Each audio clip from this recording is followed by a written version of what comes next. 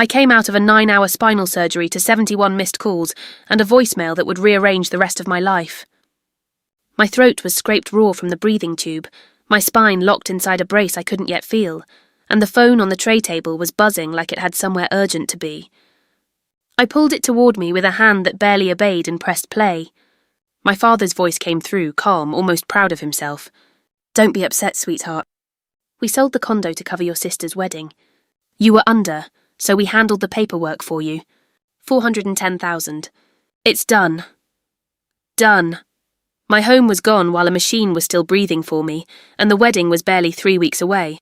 I couldn't lift my own arm off the blanket, but I made exactly one phone call that night, and it was not the call anyone in my family was expecting.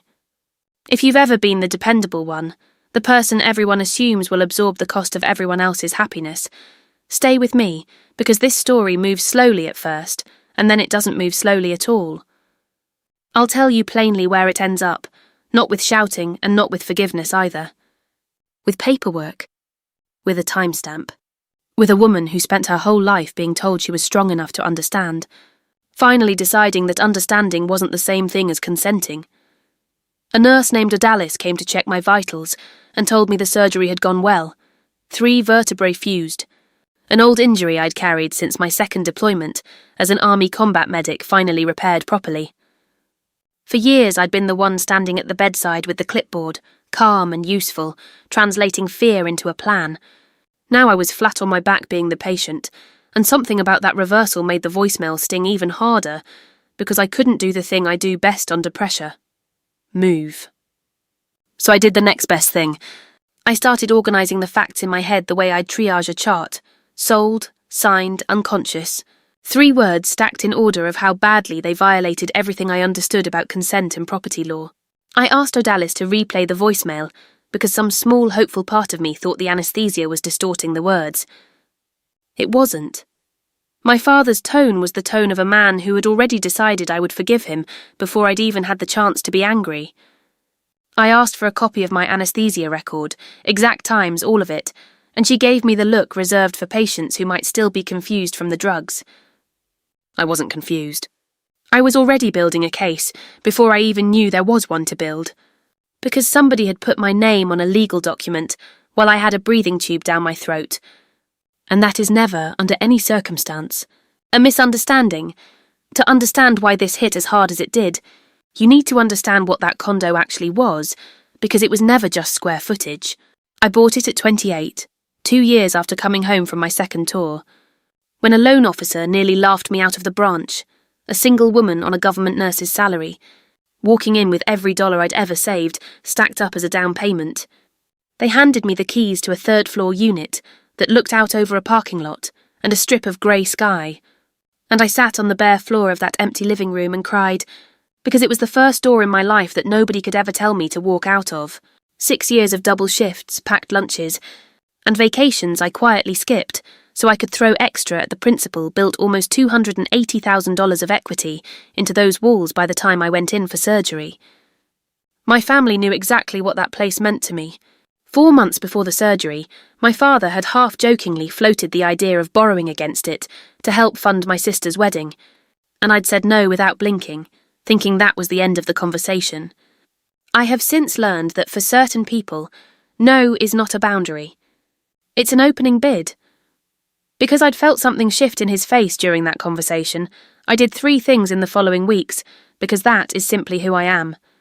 I told my father plainly, one more time, that the condo was not on anyone's budget but mine, and I watched his jaw tighten in a way I chose to note rather than dismiss. I called my bank and asked them to flag my accounts for unusual activity, because instinct is data too. And then, 2 days before I went into surgery, sitting amid a stack of pre-op forms, I dug up an old emergency power of attorney I'd signed for my father years earlier, before an overseas deployment in case something needed handling while I was unreachable.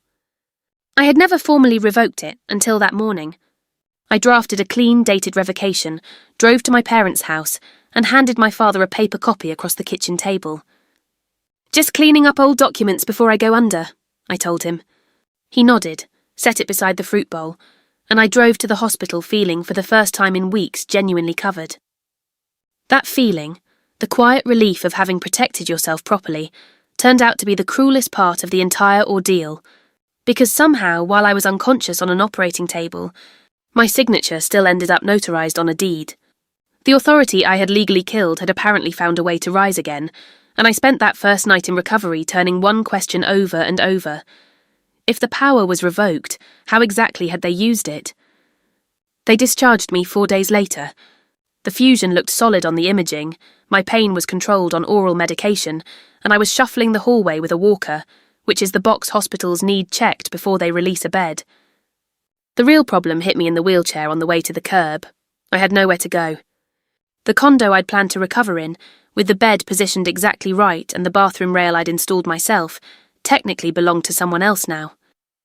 I couldn't drive, I was on muscle relaxants, and I wasn't cleared to twist, bend or lift more than a light grocery bag. So I called Nora Fenwick, a friend from my earliest nursing rotation 12 years back, the kind of person who shows up with a cooler and a folding cot without being asked twice.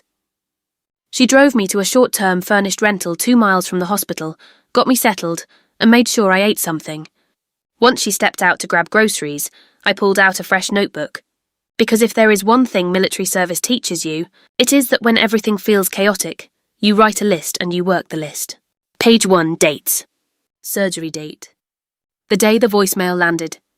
The day they claimed the deed was signed. When Nora asked gently who I was calling first, my mother, I told her no. The very first call needed to go to someone entirely outside the family, and that surprised even her. That first call was to a real estate attorney named Daniel Ross, recommended years earlier by a co-worker who'd survived a brutal divorce. I described the situation to him in the flat procedural voice I use for shift handoffs. Patient stable, home sold, signature possibly forged, buyer unknown. He listened without interrupting, and then asked 3 sharp questions in a row.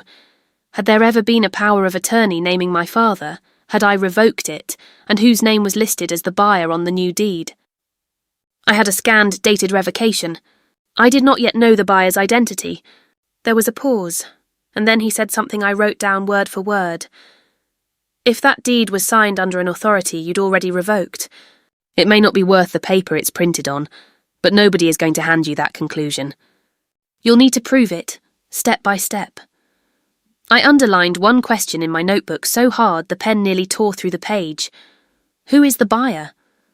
Because somebody had paid actual money for my home, and I intended to find out precisely who, and precisely what they knew when they signed. My parents showed up at the rental that same afternoon, because of course they did. My mother, Diane, arrived first with a grocery store bouquet and a casserole, as if flowers and noodles could soften the shape of a stolen deed. My father, Walter, hung back near the door wearing his practiced expression of wounded reasonableness. We were worried sick, my mother said. I let that land for a moment before pointing out that the 71 calls had all come after the surgery, not before. She launched into the rehearsed version. The vendors needed deposits. The market timing was perfect. They'd take care of everything. I shouldn't stress in my condition. And then she delivered the line that would echo in my head for weeks. Honey, it's just a condo. Your sister only gets married once. I looked at the woman who had once helped me carry a couch up 3 flights of stairs into that apartment, now calling it just a condo, and I asked calmly who had notarized my signature. My father looked at the carpet and said it had all been handled properly, which is the exact phrase people use when nothing has been handled properly at all. Then he made his first real mistake. Frank took care of the paperwork end of it, he said. Frank. I wrote the name down the second they left and drew a heavy box around it. Before they walked out, my mother delivered what she clearly believed was the winning move, dressed up as concern for my well-being. Deposits were already down on the venue, the dress was paid in full, a honeymoon package was booked. If you do anything rash, she said, tucking the blanket around me like I was 8 years old again, you'll ruin your sister's wedding. 3 weeks, Marin, sweetheart, 3 weeks and it's done. And we can all move forward. There it was. The deadline wielded like a weapon, on the assumption that I would never blow up a wedding already in motion, that I would simply absorb nearly $300,000 to preserve the peace. For one exhausted, medicated minute, I almost understood their math. Then the part of me trained to read timelines under pressure took over. Because a deadline is not an emotion, It's just a number on a clock. And reading clocks accurately happens to be the thing I am best at in the entire world. 3 weeks was never their advantage. 3 weeks was my window. But there was an immediate problem. To prove the deed was void, I needed my physical copy of the revocation, the paper my father had set beside the fruit bowl, and my copies of everything, including the original folder from my deployment days, were sitting in a file box inside the very condo I no longer had keys to. I'd protected myself with a piece of paper, and they'd locked that paper inside the thing they stole. My attorney worked fast. Within 2 days, he'd pulled the recorded documents from the county clerk's office and the closing file from the title company. Nora held the laptop steady while I sat up as far as my back would allow, and there it was, the deed that had erased 6 years of my life. The buyer's name, printed in plain block letters. Frank Doyle, my father's longtime business partner, a man who'd shown up to every family holiday for 2 decades complaining about contractors. The purchase price stopped me cold. My home, worth roughly $425,000 on the open market, had sold in an all-cash deal for $290,000, not the $410,000 my father claimed in his voicemail. He had let the property go nearly $135,000 under value to his own business partner, and whatever the missing amount actually covered had clearly vanished into some private arrangement between the two of them. My attorney put it plainly. An all-cash sale, well under market, closed with a close associate of the person holding the power of attorney, wasn't a red flag. It was a parade of them. He also flagged something else. He'd compared the signature on the deed against my genuine signature on our engagement letter, my hospital admission forms, and an old birthday card, and the shapes didn't match. My real signature carries a sharp downstroke through the M, a habit from years of signing charts quickly. The signature on the deed was rounder, more careful, the handwriting of someone tracing what they believed my name looked like. Close enough to fool a stranger, not close enough to fool me. The part that truly stopped my breath, though, wasn't the shape of the letters. It was the notary block at the bottom of the page, certifying that I had personally appeared and signed the document. Notaries keep a journal logging the exact time of every signing, and my attorney requested it immediately. When the entry came back, it listed a signing time of 1:47 in the afternoon on the day of my surgery. I read it 3 times. At 1:47 that afternoon, a notary had sworn, under legal oath, that I stood before her of sound mind and signed away my home. I already had a rough idea of where my body actually was at that hour, but roughly wasn't going to hold up in front of a judge. I needed it locked down to the minute, on official letterhead, and I knew exactly which department in that hospital could provide it. Around this same time, my younger sister Chloe called. Her voice pitched somewhere between apology and accusation, asking why I was making this about me right now. I let the silence stretch, because silence has a way of making guilty people fill the air, and she filled it. She'd known something was off about the money but hadn't asked, because asking might have cost her the perfect day.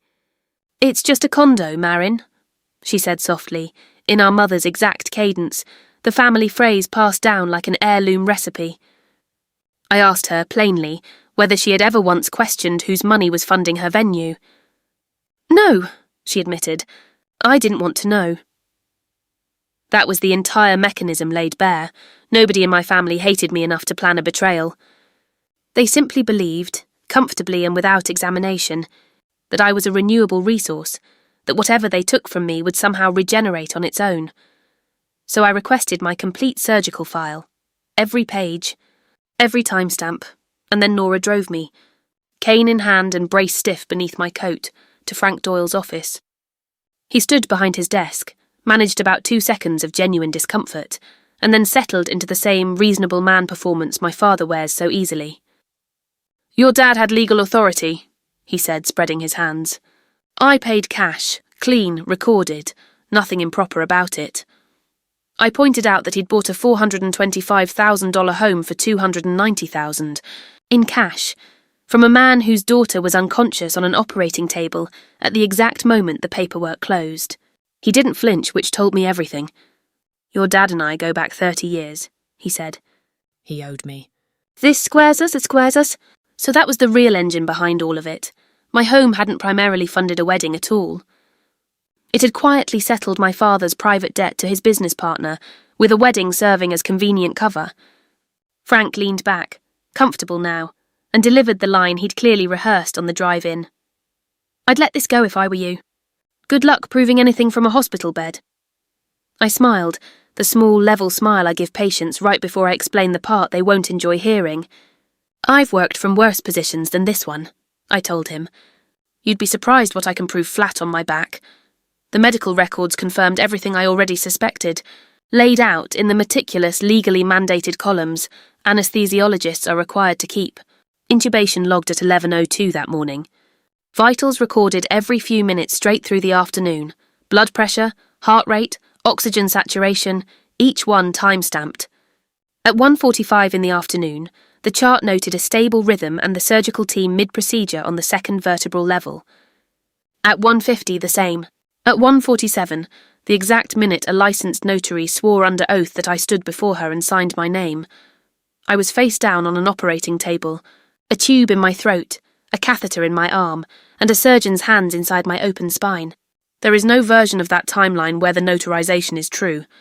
My attorney, when I read him the numbers, allowed himself a rare note of excitement. "That's about as airtight an alibi as you'll ever get," he said. "It proves you didn't sign it. But to make the deed collapse entirely, your strongest weapon is still that revocation. The physical proof the power they used was already dead before they used it. And that revocation, my one truly decisive piece of evidence, was still locked inside a file box in a condo I couldn't legally enter.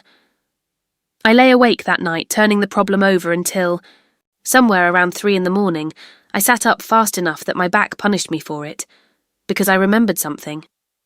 I have always been the kind of person who backs up anything important in more than one place, a habit drilled into me overseas, where you learn that originals sometimes don't survive, but copies can. 2 days before my surgery, after handing my father the paper revocation, I'd also photographed it on my phone and emailed the scan to an old contact from my time in the Judge Advocate General's office, purely out of habit. I searched my own sent folder with shaking hands, and there it was. An email dated 2 full days before the surgery and 3 days before the closing, with a clean scan of the signed, dated revocation attached, metadata and all. I had killed the power of attorney 48 hours before anyone used it, and the proof had been sitting quietly in my sent folder the entire time, while I lay in a hospital bed believing it was locked away. I forwarded it to my attorney at 3 in the morning with a single line. "Found it.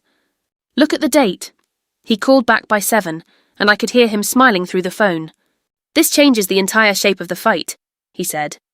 "With the revocation predating the closing, and your name signed while you were under general anesthesia, we're not arguing the deed is shaky. We're arguing it's void, and that's a fight I like our odds in. My attorney laid out a 3-front strategy, and every decision inside it belonged to me. He drafted, I signed, I chose.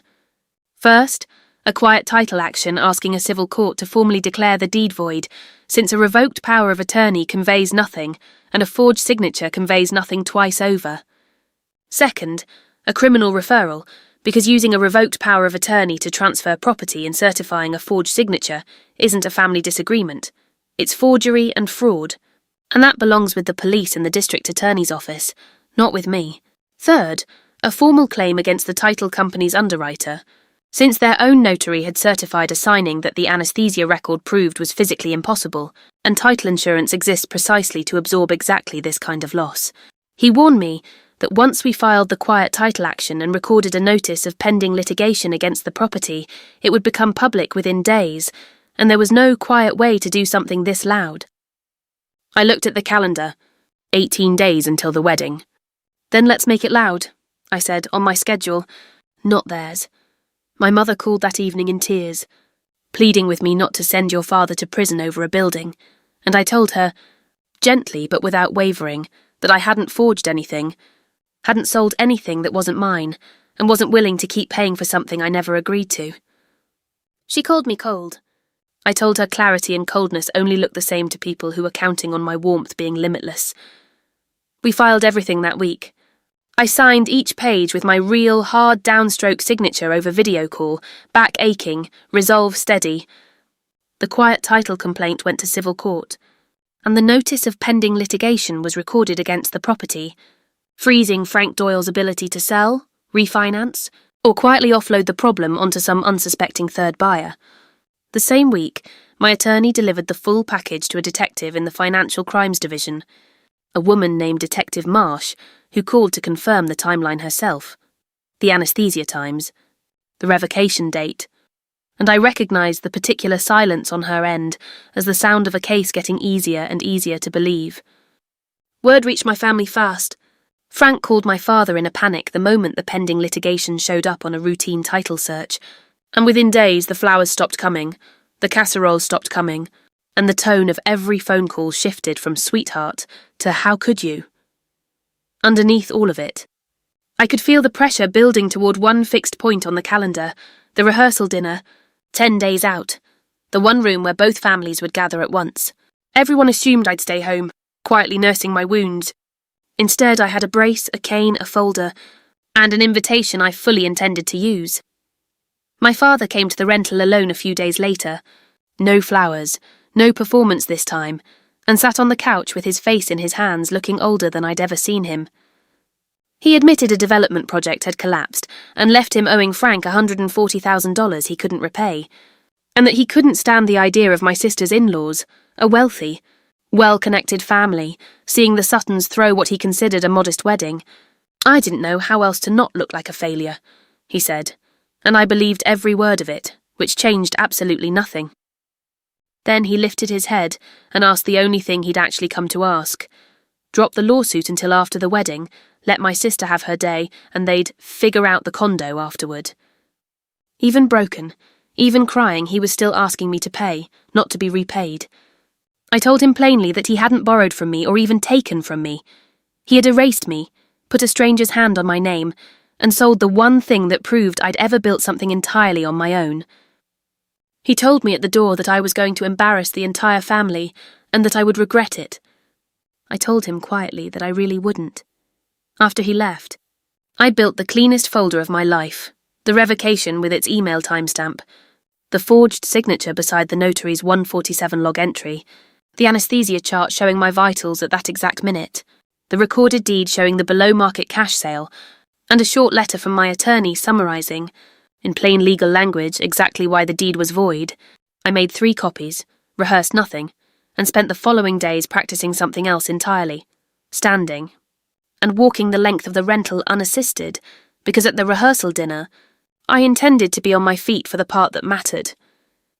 In the days leading up to the dinner, I spoke with my attorney one final time from the back seat of Nora's car, on the way to a fitting for the dress I planned to wear. He reminded me, in his careful, unhurried way, that I didn't need to perform anything for anyone. The legal machinery was already running on its own momentum. The quiet title was filed.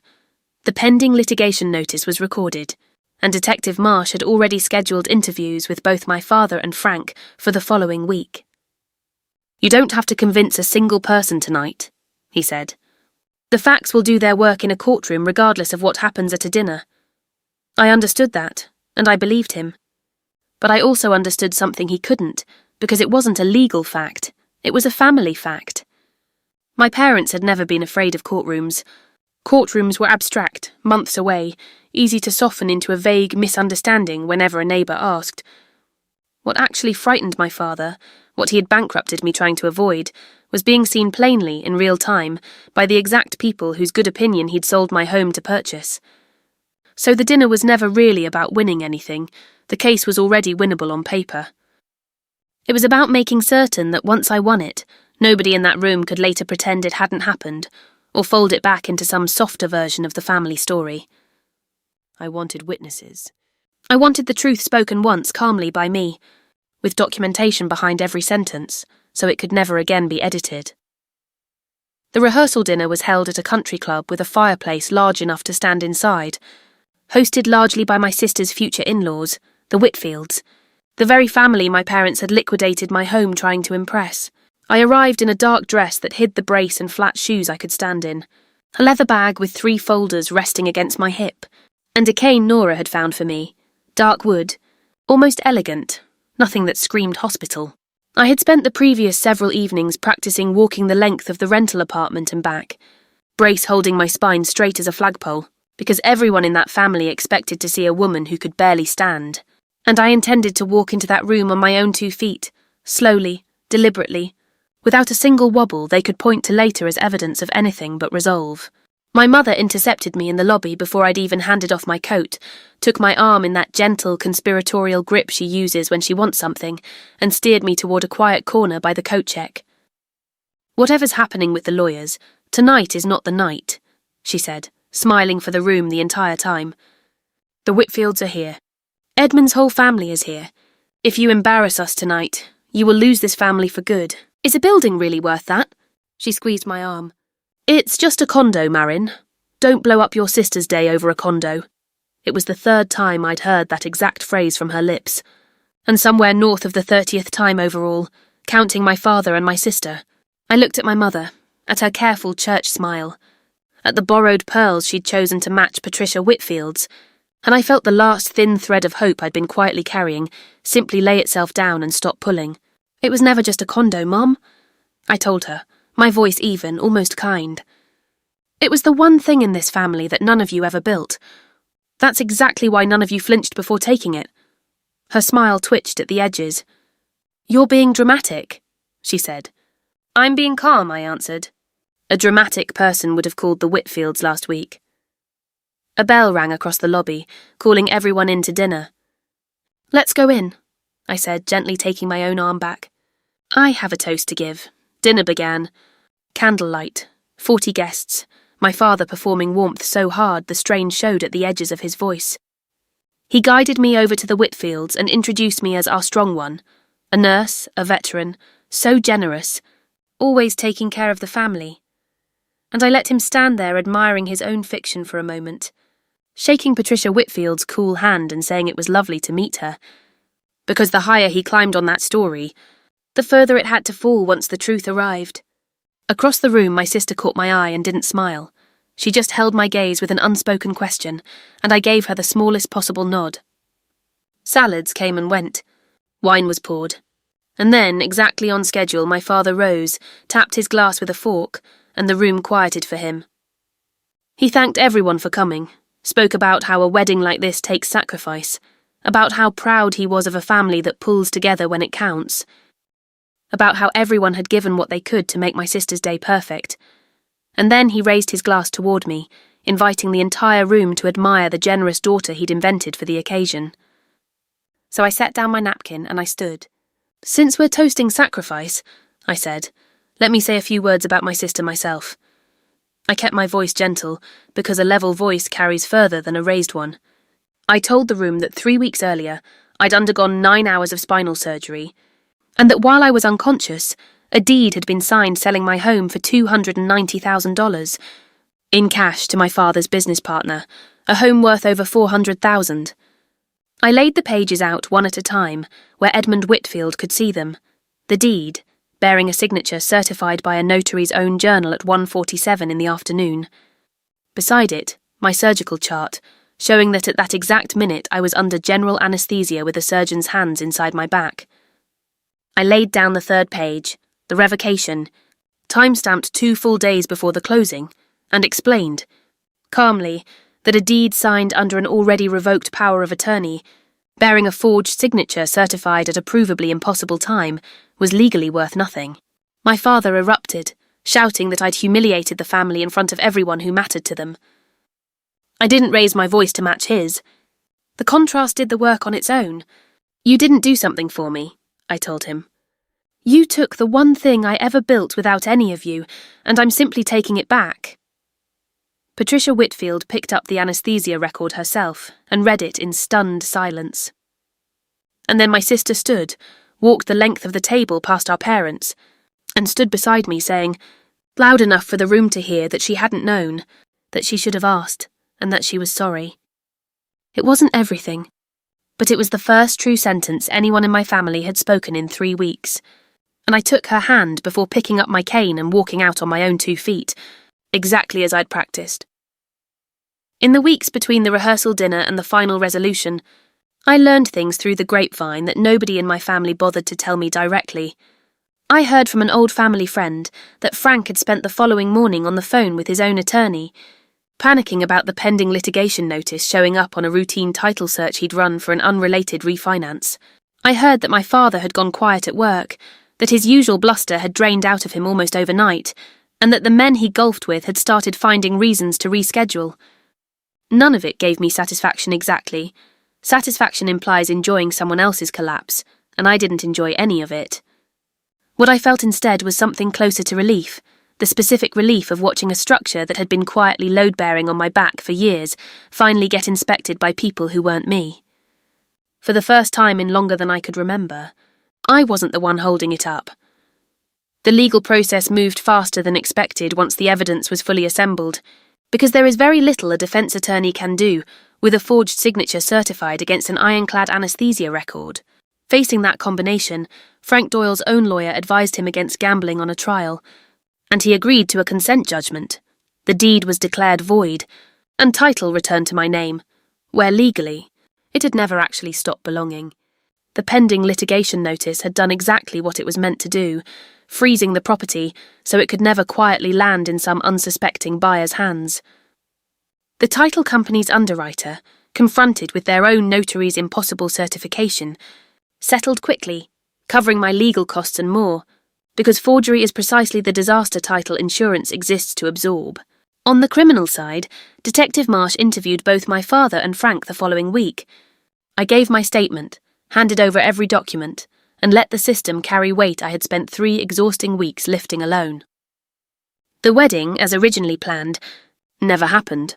The Whitfields, understandably, had far less appetite for marrying into a family under active financial crimes investigation than they'd had for candlelight and pearls, and my sister postponed the date. She and I are slowly rebuilding something smaller and steadier than what we had before. She helped me pick out a new couch for the condo, and she's never once called it just a building again. My parents and I speak rarely now, not because of one dramatic phone call, but because I simply stopped being the account everyone assumed they could draw from without asking. My father's case is still working its way through the system at its own grey, grinding pace. I went back to the operating room as soon as I was medically cleared, back to being the calm one holding the instruments, except now, every time an anesthesiologist starts that careful 5-minute clock, I think about how a record built to protect a patient's life ended up protecting mine in a way nobody in that room could have predicted. Love that only ever flows in one direction was never love at all. It was an invoice, and I stopped paying it the day I realised my name, even traced by someone else's hand, still belonged to me. If any part of this reached something in you, I'd genuinely like to hear it. Leave a comment about a boundary you finally drew with someone who was counting on you never drawing one, and if you'd like more stories built this carefully, feel free to subscribe. Thank you for listening all the way through.